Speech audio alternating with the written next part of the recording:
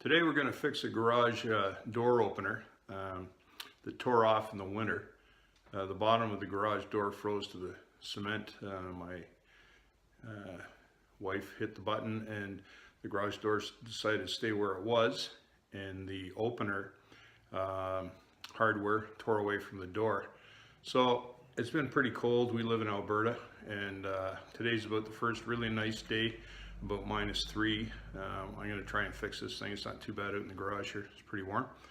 So anyways, this is going to be about how to fix your garage door. I'll show you how to do it, or at least how I think I'm going to do it, and what you need, how much money you're going to spend, and roughly how long it will take. So here you can see the opener. It's supposed to be attached to the door of the garage, and it actually bent this piece. I'm going to have to straighten that out. I'll have to pull it off and bang it out with a hammer.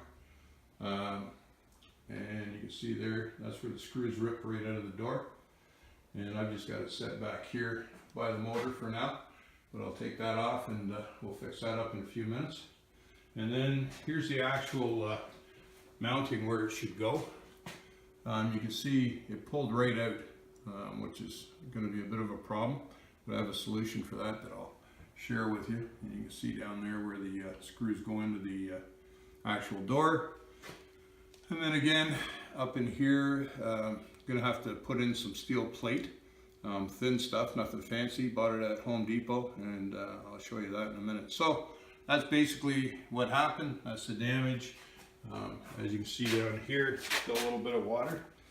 That's where my snowblower actually draining off. But the fact is, outside it just got underneath that there flange, froze, hit the button, and it was frozen enough that it tore the hardware, as I said, from there to here. And now I gotta fix that. Okay, so basically this is what you're gonna need to fix it. I bought 4 plates, thin. I'll show you how thick they are in a minute. You're gonna need some screws just to hold them in place once the big screws go in from the hardware for the door. These are number 8 5/8. You don't want them too thick, you know, going through the outside of the door. That'd be a little stupid. And you're going to need a ratchet, and that's right here to show you. Okay. And these are the screws that actually affix it. Okay. 7/16. And you're going to need a couple of pliers. Probably only going to need 1 or 2. I've got the vice grips there just in case. And a drill. Okay. And you need the bit. Okay, to put the screws in to hold the plates on. And the plates are going to have to be bent and shaped so that they fit against the hardware for the garage. And I've decided to use just a small handled axe. It's got a bit more weight to it to bend the metal. Okay. And I'm going to use, if I have another place, and that's where my vices are to clamp it, so I can't really use them. Obviously they're not here. So what I'm going to do is a little unorthodox, but I'm going to use a steel jack stand and hold it in place and just bend it using this axe or the vice grips and pliers. And you need a marker to mark where you want to bend your piece of steel so that it fits on the door. So we're going to do this. It's not too expensive to fix that door instead of calling somebody in, and it's a pretty easy do it yourself. All in, this is going to cost my time, and you can see it there, $11.30 is what it's going to cost you. And it's a box of screws, 2 tie plates, nothing fancy, and away we go. So that's what you're going to need, and in this case anyways, you'll have to adjust to your own problem. This is pretty common.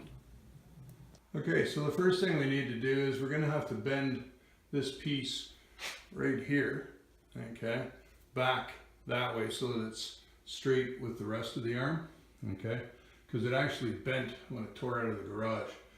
The head of this black pin, and I'll just get around the other side here, okay, you need to take that pin out, and you can see that round ring, just work it around.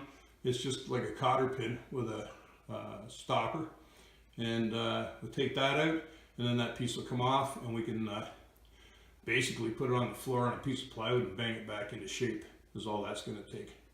Okay, so that's what I'm going to do next. Okay, so there's the old pin, or whatever you want to call it. And like I say, all you got to do, it's a little tough with one hand, but is just work that around. Okay, you can see it there. Whoops, see it there. Okay, just work it around like this. Okay, I'm just doing it with my fingers. It's off. Okay, so, oops, there it is. So, simple. And just put that there, don't lose it. Okay, and then simply take your thumb, push the pin back. There it is. It's that simple. Okay, so it's off, and here's what we got to fix. See how you can see it's bent, tore up pretty good there. And there's the pin right there. Oops. There's the pin that I just took out. Okay, so before we can bang this out and fix it, and I'll just give you a side shot, you see how much is bent. That should be flat, like this end. Okay, so that's what we need to do. So what we need to do is these bolt screws, they need to come out here, and we're going to need to take them out here as well. Okay, so I'm just going to go ahead and do that right now with the ratchet, because they're a little they're cut right through the metal here, so you can't really just tear them out with your fingers. So you will need to use a ratchet, and again, it's a 7/16 socket. Okay, on this case anyways. Okay, so here we go. I've got the piece we need to straighten out here on a piece of plywood, and here I have a small block of wood that I'm going to put on the top of it. Don't hit this with this, you'll bugger it up. So put the block of wood on the top, and then just give it a whack, and pretty much you'll have it straightened out. Okay, so I've put the block of wood on it. I've hit it with the axe. It took 3 just quick, easy whacks. Okay, you don't got to bullet or hit it too hard. And here's the end result. It's again flush the way it should be. No damage, right? This is going to work out great.